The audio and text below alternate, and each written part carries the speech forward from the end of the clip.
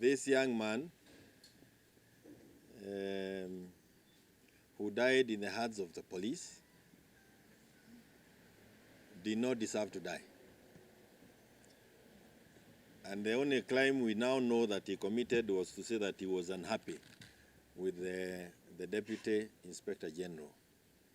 Anaitwa nani? Eliud Lagat. Kama watu lazima wauawe kwa sababu ya kusema hawapendi wewe, basi sisi wote tungekuwa tumekufa.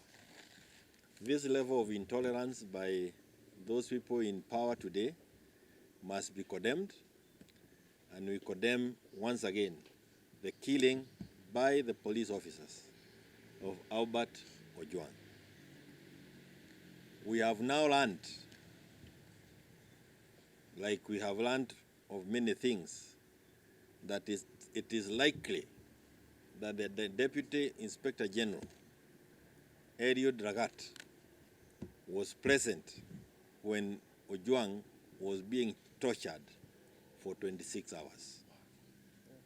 If that is true, we do not understand why the games or the gymnastics ama vile vipindi that we are being treated to by those in power.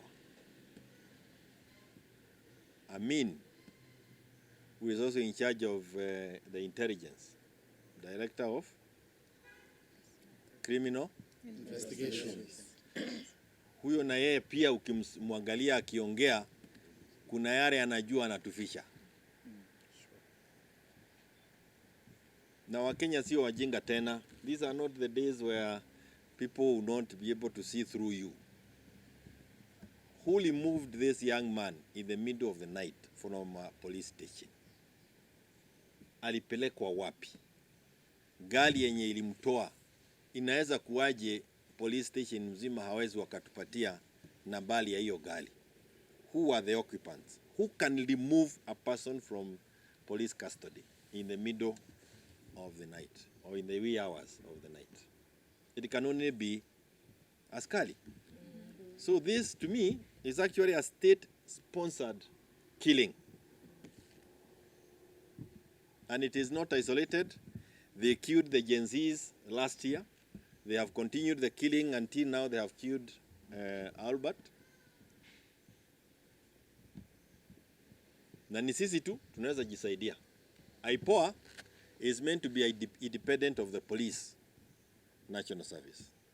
But when they are issuing statements, when they are appearing in places, they are appearing in the presence of the police officers. In fact, some of the information is being shared to us by the police themselves. Yet, IPOA is supposed to investigate the police officers who took part in this. So I expect very little from IPOA. I expect very little from IPOA. In any case, if there is much we expected from IPOA, Isaac Hassan will have been available.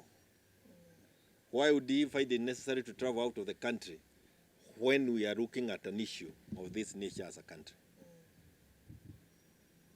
The casualness that they are addressing this issue is something that we as Kenyans must condemn. And I again say that it is upon us Kenyans to ensure that Lagat ametoka kwa hiyo ofisi. Hata huyu Amini, the director of criminal investigation, hata yeye mwenyewe anajua. How do they switch off cameras at police station? At the police station, you switch off cameras. Why? Because it's a crime scene.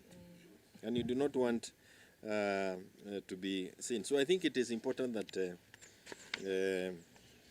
as Kenyans, we know that we are still going down the cliff.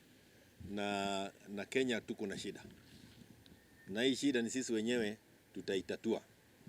Na tutaitatua kwa kukubali kuungana pamoja, tuanze kujitayarisha kuwa na Kenya mpya.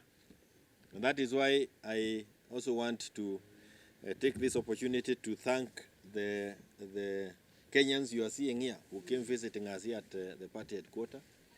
We have members of Now Jubilee Party from Nyamira, from Kisii, from Kiambu, and from Kakamega. And the majority of the people you are seeing here are people who are going to run for different seats on Jubilee ticket. We have those who are aspiring to become governors. They may not be here, but they have their representatives here. We have those who want to become members of parliament, members of the county assembly, women rep, senators, every position, including of course our presidential candidate, ambaye sisi wote tunamjua na hakuna maana ya kusema mimi mwenyewe kwa sababu mnamjua yeye ama hamjui yeye.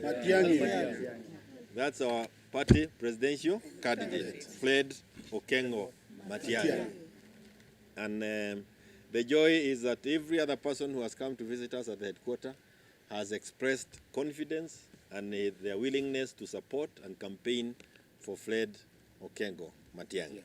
And we say this because we now need a person who can help us straighten up issues in this country. Ile safari tumepatiwa na William, we started with Chakahora na kila siku ni Chakahora. Remember tulifungua ukurasa wa UDA na kaburi Chakahora. Na kila kuchao kaburi. Kila kuchao makaburi. Kwa sababu hata Albert sasa baba yake ataenda kusika akisema anamsika kwa nini? How can you crush the head of a young man in that manner? Mtu mulitoa kwa nyumba kwa watoto kwa wazazi wake. Akaacha bibi na mtoto. Are we that evil? How far have we sunk as a country? Very low.